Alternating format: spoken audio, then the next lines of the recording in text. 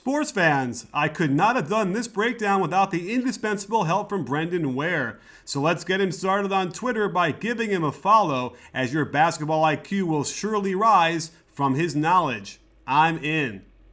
The pick and roll is a devastating means of attack, and every team uses it. We turned our focus on the Golden State Warriors to see how they were using it through the first 3 games and what the results were.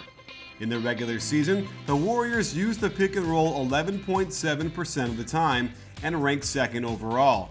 What is interesting is that they were ranked 27th in percentage of overall plays when they used the pick and roll. It's clear they used transition first, then spot up second to generate their shots. That said, the pick and roll is a vital tool to free up weak side shooters to attack. In the playoffs, the Warriors have been remarkably consistent, using the pick and roll 11.9% of the time, again ranking second. So we broke down games 2, 3, and 4 to see who was getting the bulk of the pick and rolls and how efficient those plays were. Of course, Steph Curry is the ball handler in a huge proportion of their pick and roll plays that lead to a direct attack on the basket. And it should come as no surprise that Draymond Green is the player screening for him more than anybody else.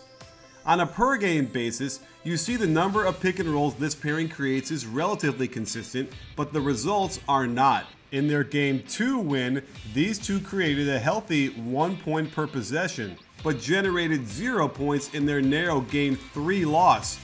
And in the Game 4 blowout, they were awesome, helping create 15 points on their 12 pick and roll possessions.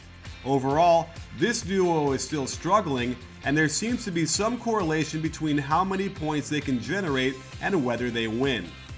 While Draymond Green struggled mightily in games 2 and 3, the key to this duo's resurgence is his finishing. The Cavs want to double Curry and dare Draymond to beat them, and they might have to rethink this strategy a little if he can continue to make these kind of shots. Who was guarding this pair? Over the 3 games, the Dellavedova-Thompson pair guarded the Curry-Draymond attack 12 times, yielding 10 points. This isn't spectacular lockdown defense, but it is one reason the Cavs have been so competitive. Delly Thompson overall has defended the pick and roll 17 times and yielded 15 points. With the new small lineup the Warriors are using, it puts Mozgov in a whole new world of defensive assignments. On the double of Curry, Mozgov must rotate over to stop the roll man, but has no hope to close out and contest this open corner 3 in time. Where the Warriors will get in trouble is if Green doesn't cut to the hoop, preferring to pick and pop against the double team. He's been struggling from 3 mightily, and the Cavs will gladly take as many Draymond 3s as possible. The next most common defensive pairing on Curry-Draymond is Shumpert-Thompson. They've struggled slightly more, giving up 7 points in 8 possessions. Watch how Shumpert and Thompson aggressively double team, but it brings them both almost to half court. The key for the Warriors is to spot up less on the weak side and cut to the hole more for easier shots, as Mozgov can't defend everybody. Where they can't find success is with Shumpert's strength and quickness to get around screens, lean on Curry going to the basket, and strip for turnovers. One thing to watch for is Mozgov's rim protection. In Game 3, he was able to stymie Draymond Green's short rolls with verticality, but in Game 4, he got whistled for a couple of these. Whomever wins this battle should have a solid effect on the outcome of Game 5.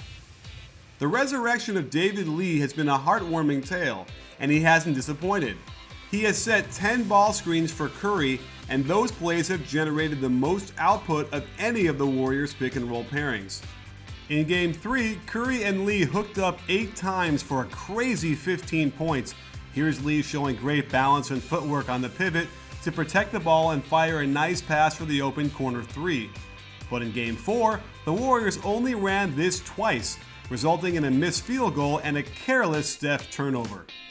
The most common defensive pairing on Curry-Lee is Delly Thompson, and they haven't been effective enough.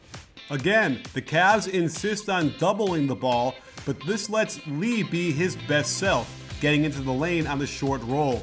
Notice how Barbosa cuts to the basket and doesn't spot up. Again, this is a big key to generating more makeable shots for the offense.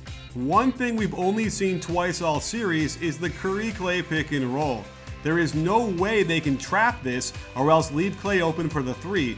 And on this play in Game 4, I love how they flare screen Clay after he ball screens, giving Curry tons of options, either a kickback to Clay or catching LeBron erroneously helping one pass away for the wide open corner 3 for Barnes. More please. It's hard to believe we do a video involving the Cavaliers and not mention LeBron James even once. It's clear the Warriors don't have an interest in involving him in the pick and roll, and I'd like to see that change. You never know, you might wear him out a little faster, get a foul, or an easy bucket.